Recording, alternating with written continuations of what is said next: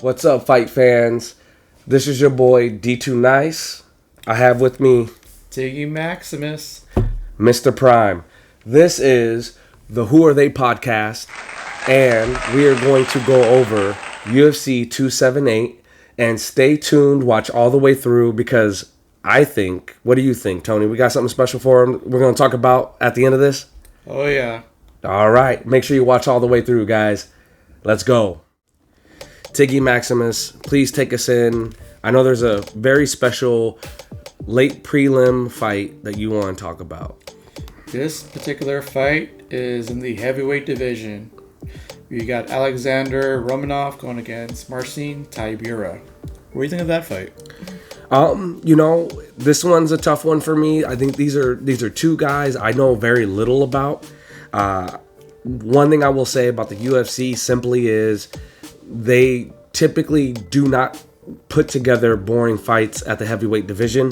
I'm very excited. We have guys who have had a lot of fights. One guy is 16-0, the other one is 22-7. So it is going to be fireworks. I am sure of that. What do you think? I like this one. I am starting to become a real fan of Alexander Romanov. He's just ripping through all these opponents once he's been in the UFC. And honestly, I think he is going to win by knockout tonight against Tibura. Now, Tibura, you might remember, he actually did knock out Greg Hardy. And yes. He might have actually kicked him out of the UFC off of that fight. So he's the reason there's no more Greg Hardy is what you're saying. I believe so. All right. Well, with that being said, if anything can be said for tonight, your boy Tiggy Maximus has declared war. He has said there will be fireworks, and I am super excited. So you've got who winning this fight? I got Romanov by KO, second round. All right, I'll be the cherry picker on this one and go with Tibura, just to be difficult. I'm probably leaning more towards Tony's pick on this one, but either way, it's going to be a fun fight. The next great fight on this card, we are in the main card. We got Hunsucker versus Tyson Pedro. What do you think? I gotta go with Pedro on this one. I'm gonna cut straight through the BS and get to it. I think that he's coming off a win, and I believe he'll keep that momentum going. What do you think? The fact that there's quite a hype behind Tyson Pedro, that's enough for the fact that they actually switched out the Romanov-Tibura fight to be on the prelim, so this fight could actually be on the main card for everyone to see. So I'm excited about Tyson Pedro. He's the heavy favorite. I think I last saw his odds were like minus 850 for him to win. So I am thinking Tyson Pedro by knockout. Well, we'll see if, and this might be actually the first time that we've agreed just simply on a set of fights. So the big thing here is this should be fireworks. I think this is going to be a lovely fight. How do you got Pedro winning? Tyson Pedro, first round knockout. Interesting. Exciting. The next great fight on this card, we got Putilava versus Yanan. What do you think of that fight? Again, this is the UFC bringing in a lot of newcomers, and I don't mean necessarily newcomers to the UFC. That I'm not 100% sure, but these are new names to me. And this is the exciting thing about fights of all types, whether it's boxing or mixed martial arts, is the new blood coming in. They're trying to make a stamp in their respective division, and I love it. You know that they are going to come to do damage, and they're going to come and fight hard. Now, 12-5 in Yanan versus 8-6 in Putilova. I gotta say that 8-6 is not sounding as pretty as 12-5. But neither one of those records is sounding great. So I would say that hopefully they are coming to put a stamp on the next part of their career in the UFC. I still got to go with Yanan on this one. I just believe that those fighters that are coming out of China, they're warriors. And I love to see more of them. So What do you think? This one is going to be kind of a grind. I think it'll go all 3 rounds, and I have a good feeling that Pudi Lava is going to win this fight over Yanan. Should be a fight. Should be very exciting, and this is the featured female bout of the entire card. So, the fact that it's in the main card, it's going to be fireworks in the women's division, bantamweights. There's a whole lot of fireworks going on tonight. We're going to see if that's true. So again, make sure you watch this all the way through. Got a little special video for you at the end. On to the next one. Another great fight in this card. We got Jose Aldo versus Merab Dvalishvili. What do you think of that fight? The fact of how you say it, it sounds great. I mean, I'm looking at it and you're saying it, and I'm like, man, damn. I hopefully I can say it as good one day. It's gonna take a lot of practice, but it's a great name.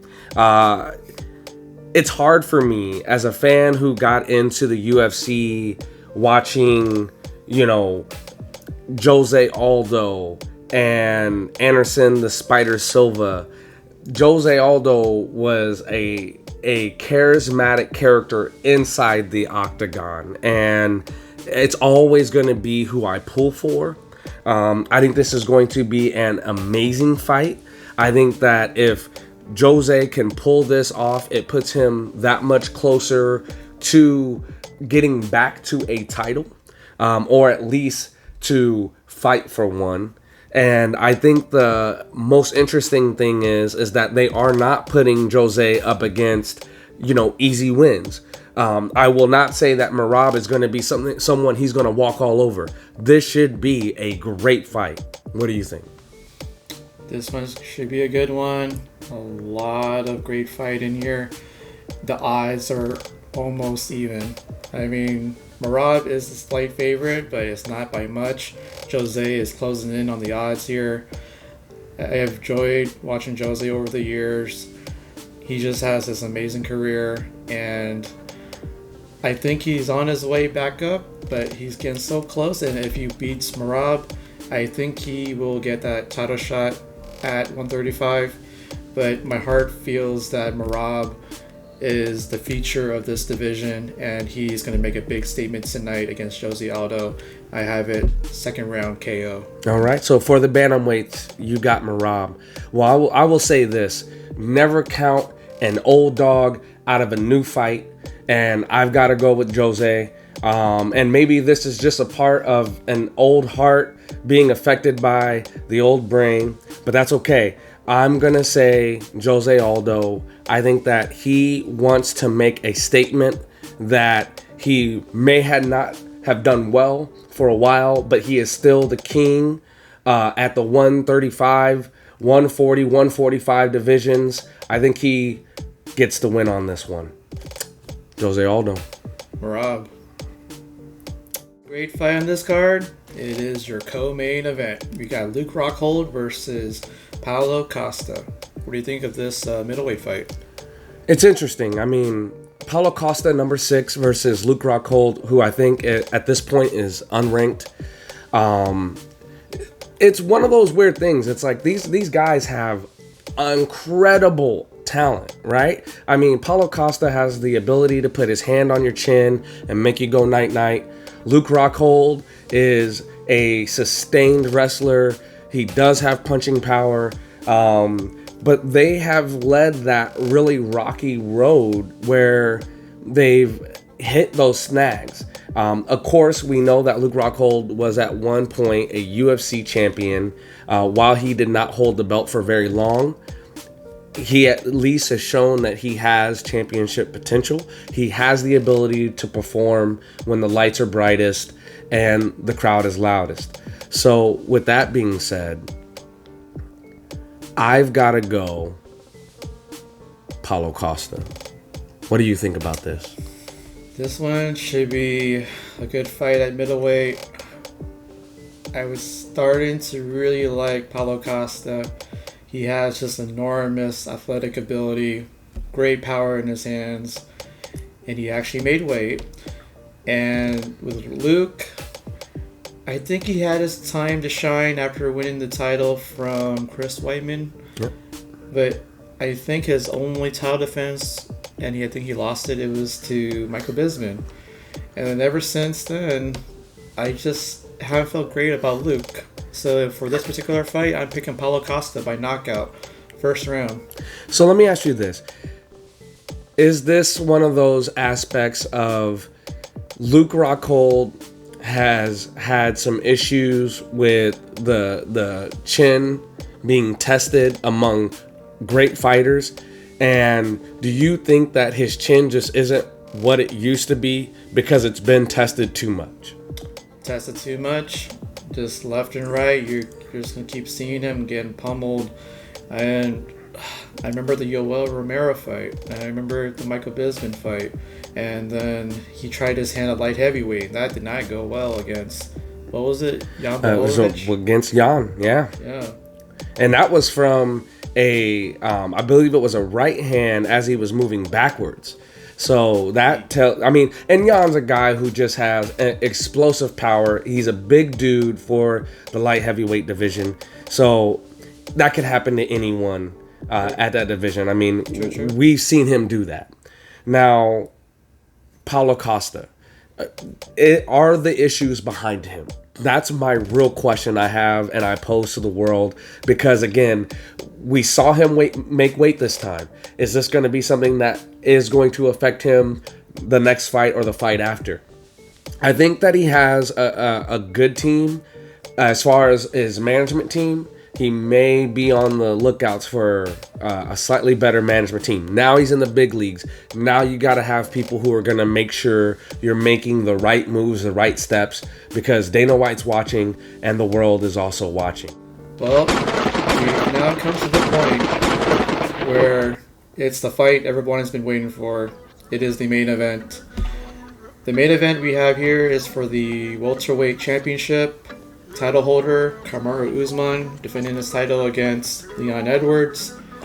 What do you think of this great fight? You know, it's fights like this that completely make me adore the UFC. When you have the champion fighting number 1, number 2, sometimes even number 3, because we know that in the UFC, everything from like the number 7 down is literally killers. It doesn't matter if we're talking about women's fights or men's fights.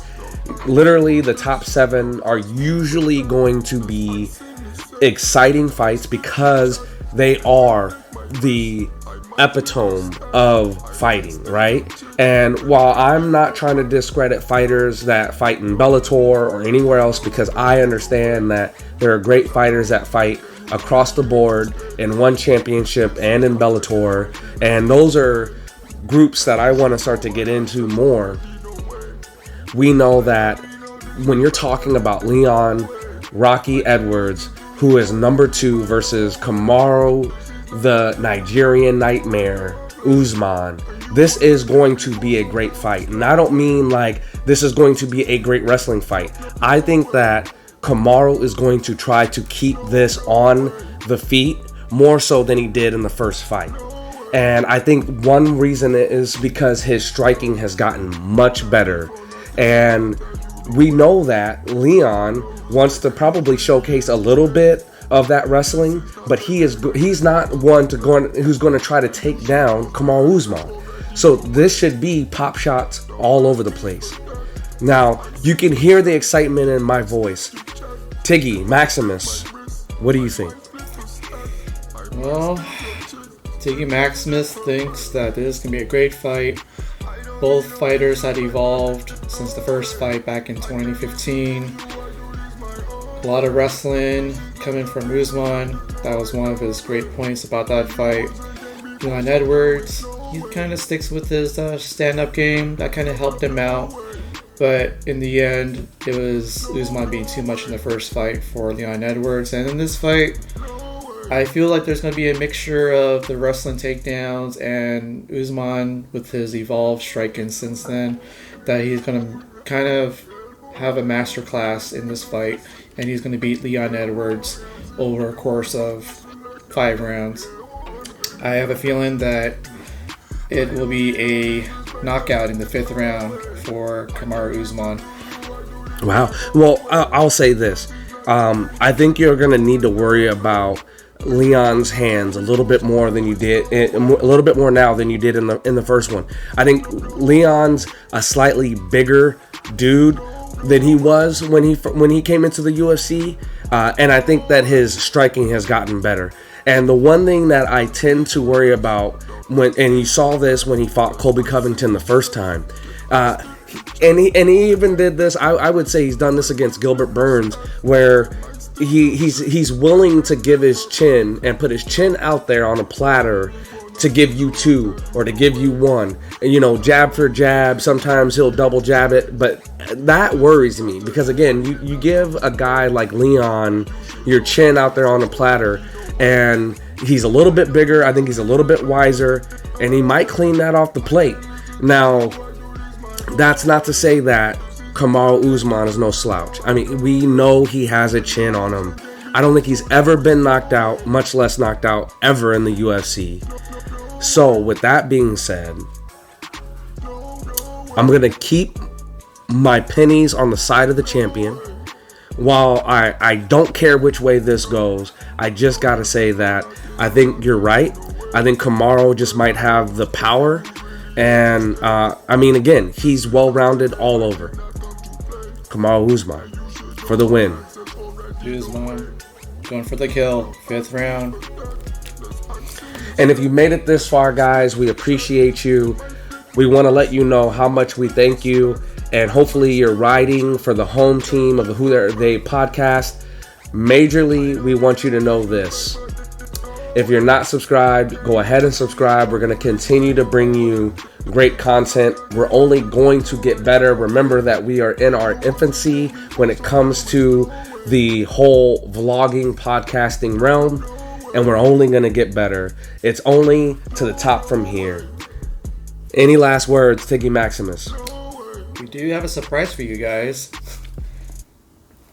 So make sure you stay tuned. Thanks for watching, and it's up next. Guys, we're back, and we wanted to talk about something very special to us. We got to have a very great experience last Saturday.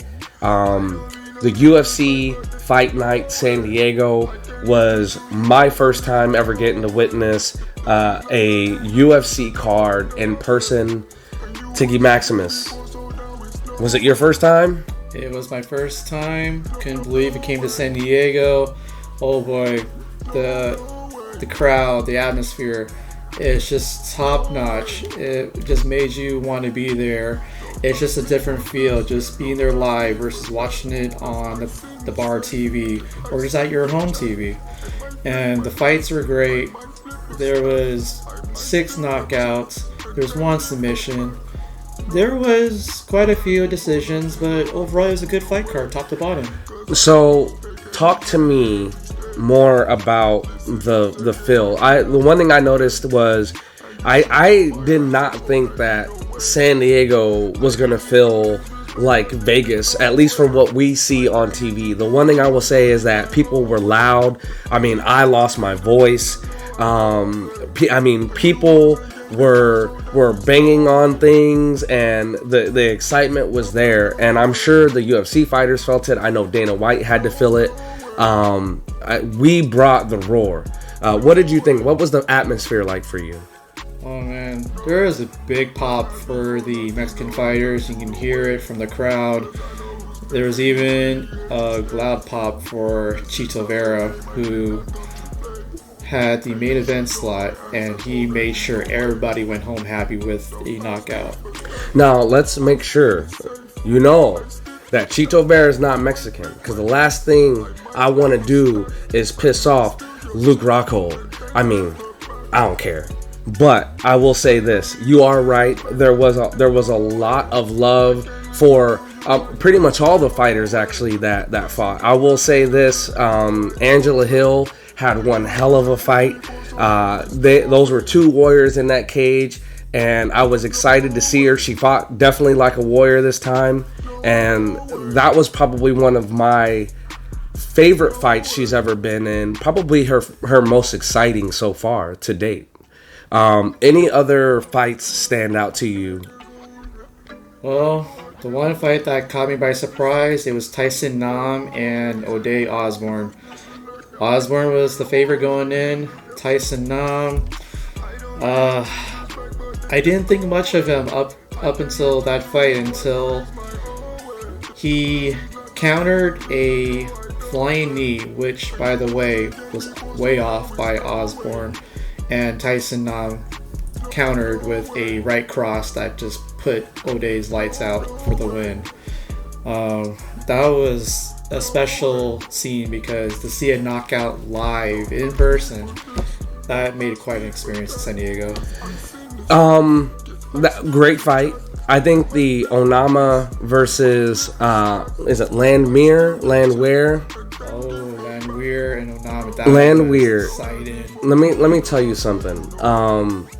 I felt that like there was the respect that they had for the excitement they wanted to give to the San Diego crowd, and the love and excitement that they showed back to those fighters. Let me tell you something. That fight could have gone either way, and I would have been ecstatic. I would have been happy because those two men left it all in the cage. They left it all in the octagon, and they said, we are coming here to put on a show. Now, I felt like that last 30 seconds that Onama put on probably should have inked him out on that. But again, like I said, neither one of those guys could have had their hand raised at the end of that, and I would have been disappointed. It was an excellent fight, one heck of a fight. And I want to say thank you to those two men for going in there and letting it all hang out. Any other fights that you found to be interesting, or is there anything you even want to say about that fight? I was just surprised that Landwehr wanted to hype up the crowd, and he knew he was beating Onama. And given the fact that the fight started with Onama almost had a quick finish, but then the tide turned later in the first round, spilled into the second, and then you can see that Landwehr had control in the third. And you did see Onama try to fight back, and Landwehr, as he's trying to hype up the crowd, there were times when Onama just stood right behind him and he was ready to launch, but then Onama is fatigued at this point. He couldn't take advantage of those little spots where he could have gone after Landwehr, and they threw everything out there, and the heart was really shown in that fight. Yeah, that's for and sure. obviously I think that was fight of the night. If it was not, I'd be ashamed, but I think it was. Well, I tweeted out that if Dana White doesn't say that was the fight of the night, I think I'm done with MMA. I'm done with the UFC, because it was definitely a great fight. Now that brings us to before we go to the main event, there was another fight, and I'm blanking on the name. Gerald Meerschaert. And let me tell you something. I was rooting for Gerald, and I'll tell you, he did not disappoint. It was interesting to see him come back and look as great as he did. We know what he went through with him and Chimaev, and a question I had was some of the glass chin from that night, was not some of that because and due to the whole hype behind what Chimaev was. I mean, don't get me wrong, I'm not taking anything away from Khamzat. I'm saying that Khamzat put his fist on Gerald's chin and he went night-night. That's fine. But the question for me was, okay, how much of that was just an excellent punch that was well placed, versus how much was this a man who had a million things going on in his head? You schedule a bout for his opponent for a month later. People are saying there's no way in hell that Gerald wins, and then you come back and you see him fight like he did. It raises that question again for me. How much of that was just him being in his own head? And what do you think? I was kind of thinking Gerald was going to lose this fight again, and I figured ever since that Chimaev fight, he was just kind of on this downward spiral, and I don't know if a guy like that could ever come back from something like that, because the way that he lost to Chimaev, I think he had nothing landed, and there were only 2 combined strikes in that fight with Chimaev, and the first was probably a miss, but the second punch that Chimaev threw it knocked out Jared Mearshart, and that was it. And it's kind of embarrassing for a fight to have only 2 punches, and the fact that you didn't land anything on the other guy, and it just adds to this whole legend that Chimaev can go fights without taking any punches or any strikes or damage. So it's great that Gerald won this fight. It's baby steps to kind of regain your confidence after something like that happens. And I think after winning this fight last Saturday, I think it could build some more confidence going to his later fights in the next couple of years. So I think it may have kept him his job in the UFC, and I like that. Yeah, and I was excited during the talk and all the promotional stuff and booking Chimaev for a second fight. He said that Chimaev was not physically going to be able to make it to another fight in that short of a period. And the one thing I will say is that I was excited about that, because again, I'm seeing, to me, there's the art of war, right? There's one thing to get in the octagon and to trade punches and blows with someone else. There's another thing of the aspect that goes behind the scenes, the mindset of a fighter, the will of a fighter, the heart of a fighter. What do you bring to the table besides just your physical skill? And for me, to hear that, I was like, here's a man who's like, I don't care if you win or you lose, you aren't going to get there. You aren't going to be able to physically fight someone else, because I'm going to do what I needed to. And even though the fight played out as it did, it was exciting to see that someone was like, it didn't have to be disrespectful, it didn't have to be angry, but he's like, you aren't going to make it there. And I'm not gonna lie, that had me ready, willing and ready and happy to see that fight. Now, we're gonna move on, because there's another big fight that we need to talk about really quick, because we got more fights to go to right now. Let me know your thoughts. Chito Vera, Dominic Cruz, go. Great fight. I actually had Dominic Cruz winning 2-1 going to the 4th round. And Chito Vera, just being the great guy he is, great fighter that he is, he went, got the head kick, and Dominic Cruz face planted right into the cage for the win. That was exciting. Fans went home happy. I like seeing knockouts in the main event because it wasn't a boring decision, and I think we got our money's worth for that fight and the whole card. The exciting fight. I mean, Dominic came out like a man possessed. He definitely hit Chito with flurries. We know, everybody talks about the difference of the styles of the fighter, right? The Chito being a guy who starts slow and starts late. All that matters is you win. I don't care if you start slow or you start late or whatever it is. Your style is your style, and you've got to find your way to win and break through all the BS that everybody wants you to fight this way or fight. If everyone fought how everyone wanted someone to fight, everyone would fight the same way. And that would be boring for us all. So he fights his fight, and I love that. And he was calm, cool, and collected until the right moment. Now, I do have to say, I felt like Dominic Cruz looked young. He looked fresh. He looked fast. He hit him with the flurries. And I felt like he was really controlling that fight. Of course, obviously, we can talk about the fact that, every time he would throw those looping hooks, he would put his head out there, and that's going to be dangerous for any fighter. I don't care about who you are. When you have that tell, this isn't poker, but when you do that, at some point, and no matter who that opponent is, how smart or not smart, they're probably going to capitalize on that. I thought it was a great fight. I thought it was super exciting.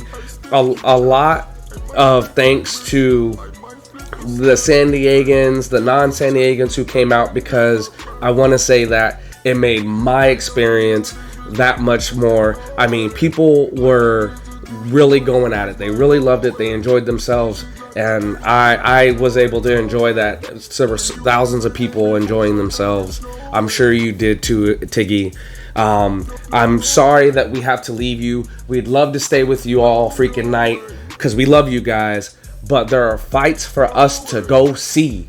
So just remember, stay tuned. If you are not subscribed, get subscribed. If you are not part of the YouTube family, do it. Because we want to welcome you into our Who Are They podcast family. It is fight night. It is UFC 278. Kamaru Usman versus Leon Edwards. It is time to go. Let's go. It's fight night.